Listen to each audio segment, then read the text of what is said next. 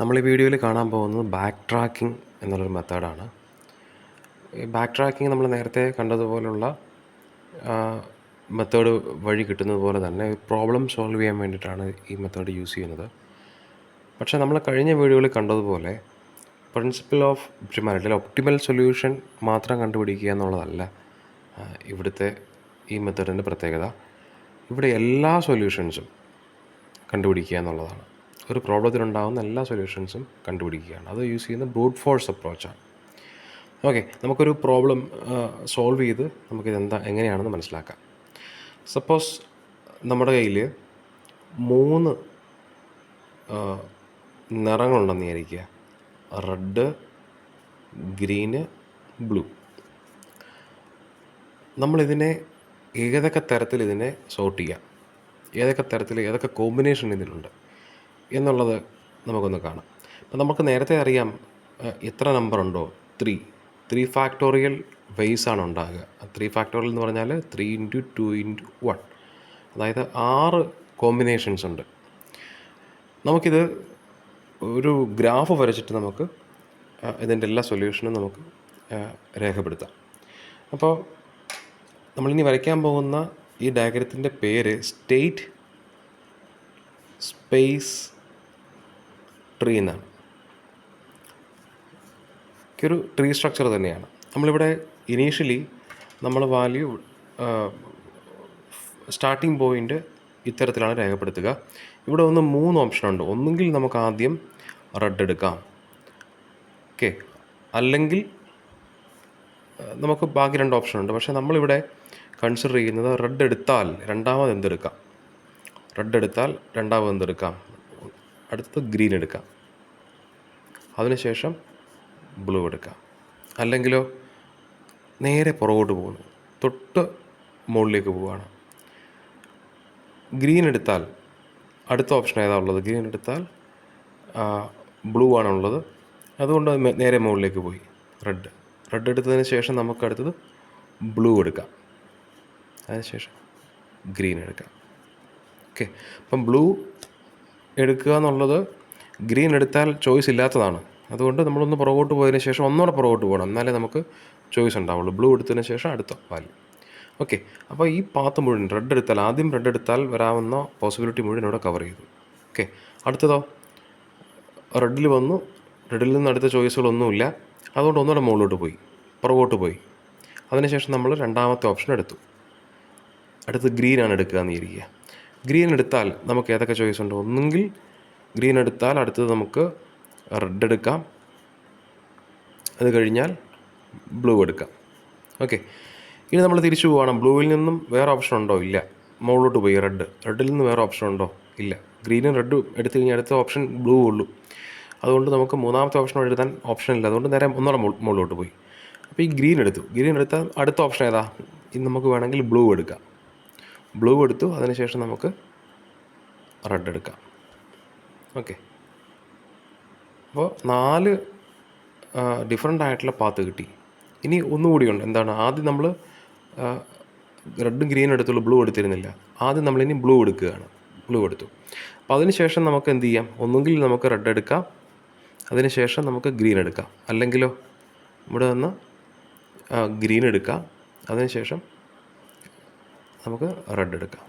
Okay, അപ്പോൾ ഇതൊരു സാധാരണ ഒരു പ്രോബ്ലം സൊല്യൂഷനാണ്. നമുക്കിതിന് പ്രത്യേകിച്ച് അങ്ങനെ ബാക്ക് ട്രാക്കിങ് ഇംപ്ലിമെൻ്റ് ചെയ്യേണ്ട ആവശ്യകത വരുന്നില്ല. സാധാരണഗതിയിൽ ഈ ബാക്ക് ട്രാക്കിങ് ഇംപ്ലിമെൻ്റ് ചെയ്യുക നമ്മൾ ഏതെങ്കിലും ഒരു കൺസ്ട്രെയിൻ വയ്ക്കുക. അപ്പോൾ ഇവിടെ 3 ബോക്സ് വരയ്ക്കുകയാണ്. ഈ 3 ബോക്സിനകത്ത് നടുക്ക് ഗ്രീൻ നടുക്ക് വരരുത്. അതായത് ഗ്രീൻ ഒഴിച്ച് ബാക്കി RB ഇവിടെ വരാം, അല്ലെങ്കിൽ BR ബ്ലൂ റെഡ് ഇങ്ങനെ വരാം. അതായത് നടുക്ക് ഗ്രീൻ വരരുത്. അങ്ങനെ ഒരു ചോയ്സാണ് നിങ്ങൾ എടുക്കുക എന്ന് വിചാരിക്കുക. ഓക്കെ, അപ്പോൾ നമുക്കൊരു സ്റ്റേറ്റ് സ്പേസ് ട്രീ നമുക്ക് ഒന്നുകൂടെ വരയ്ക്കാം. അപ്പോൾ നമ്മുടെ കൺസ്ട്രെയിൻ ഇതാണ്, നടുക്ക് ഗ്രീൻ വരരുതെന്നാണ്. ആ കേസിൽ എങ്ങനെയാണത് ഈ മെത്തേഡ് റിയാക്ട് ചെയ്യുക നമുക്ക് നോക്കാം. നമ്മൾ പറഞ്ഞു ആദ്യം നമുക്ക് റെഡ് എടുക്കാമെന്ന് പറഞ്ഞു. ആദ്യം നമ്മൾ റെഡ് എടുത്തു. അതിന് ശേഷം വരുന്ന ഓപ്ഷൻ എന്തൊക്കെയാണ് ഉള്ളത്? ഒന്ന് ഗ്രീൻ ഇവിടെ കൊടുക്കുക എന്നുള്ളതാണ്. ഇവിടെ ഗ്രീൻ കൊടുക്കുക എന്ന് പറയുമ്പോൾ നമ്മൾ നേരത്തെ പറഞ്ഞ പോലുള്ള കൺസ്ട്രെയിൻ രണ്ടാമത് ഗ്രീൻ വരിക എന്നുള്ളതാണ്. അതുകൊണ്ട് നമ്മളിവിടെ എന്ത് ചെയ്യും, ഈ നോഡിനെ കില്ല് ചെയ്യും. കാരണം എന്താ, കൺസ്ട്രെയിൻ ഇവിടെ തെറ്റി. ഇവിടെ ഈ നോഡ് കില്ലായി, മുന്നോട്ട് താഴേക്ക് ജനറേറ്റ് ചെയ്യില്ല. ഓക്കെ, അപ്പോൾ അടുത്ത ഓപ്ഷൻ എടുക്കുകയാണ്. റെഡിൽ നിന്നും അടുത്തത് ഗ്രീൻ മാറി അടുത്ത ഓപ്ഷൻ എന്താണ്, ബ്ലൂ ആണ്. ഓക്കെ, ബ്ലൂ എടുത്താൽ അടുത്ത ഓപ്ഷൻ RB, അടുത്ത ഓപ്ഷൻ ഉള്ളത് ഗ്രീനാണ്. ഓക്കെ, അപ്പോൾ ഈ കണ്ടീഷൻ സാറ്റിസ്ഫൈ ചെയ്തു. ഇനി അടുത്തത് രണ്ടാമത് ഗ്രീൻ എടുക്കുകയാണ്. സ്റ്റാർട്ടിങ്, അതായത് ഇത് ലെവൽ 1 ആദ്യത്തെ ബോക്സിൽ, ഇത് രണ്ടാമത്, ഇത് മൂന്നാമതാണ്. ഇങ്ങനെ എടുക്കുക. അപ്പം നടുക്ക് വരുന്നതിനകത്ത് G വരരുത് എന്നുള്ളതാണ് കണ്ടീഷൻ. അപ്പോൾ ഫസ്റ്റ് G എടുത്തു. അതിനുശേഷം എന്ത് ചെയ്യാം, അടുത്തത് വേണേൽ നമുക്ക് റെഡ് എടുക്കാം. അടുത്തത് നമുക്ക് എന്തെടുക്കാം, ബ്ലൂ എടുക്കാം. ഫസ്റ്റ് ഗ്രീൻ വന്നതുകൊണ്ട് തന്നെ നമുക്ക് സെക്കൻഡ് ആ കൺസ്ട്രെയിൻ ഇല്ല. അടുത്തത് ബ്ലൂ എടുക്കാം. അതിനുശേഷം നമുക്ക് റെഡ് എടുക്കാം. ഓക്കെ, ഈ രണ്ട് സൊല്യൂഷനും ഇവിടെ സാറ്റിസ്ഫൈ ചെയ്തു.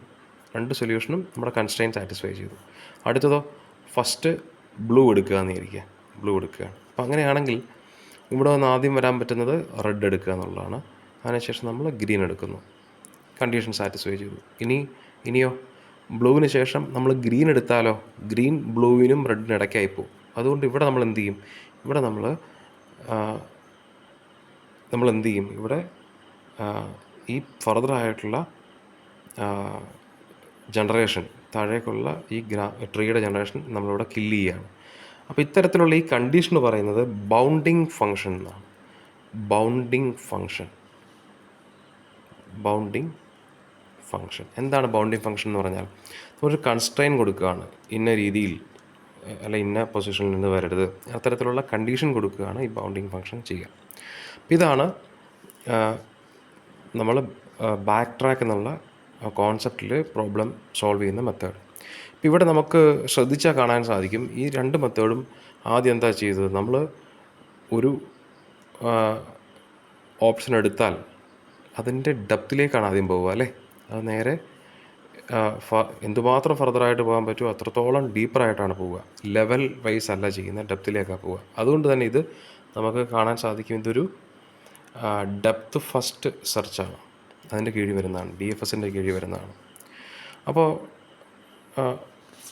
ഈ DFS ഇവിടെ ഇംപ്ലിമെൻ്റ് ചെയ്യുന്നത് പോലെ ഏതെങ്കിലും മെത്തേഡിൽ ബ്രെഡ്ത്ത് ഫസ്റ്റ് യൂസ് ചെയ്യുന്നുണ്ടോ? ഉണ്ട്. അത് ബ്രാഞ്ച് ആൻഡ് ബൗണ്ടിലാണ്. ഇതേ ഇഷ്യൂ ബ്രാഞ്ച് ആൻഡ് ബൗണ്ടിലാണ്. എന്ത് ചെയ്യും, ആദ്യം നമ്മൾ സ്റ്റാർട്ട് ചെയ്യുമ്പോൾ ആദ്യം നമ്മൾ ലെവലെല്ലാം കംപ്ലീറ്റ് ചെയ്യും. ആദ്യം റെഡ്, അതിനുശേഷം ഗ്രീൻ, അതിനുശേഷം ബ്ലൂ. ഒരു ലെവൽ ആദ്യം തീർക്കും.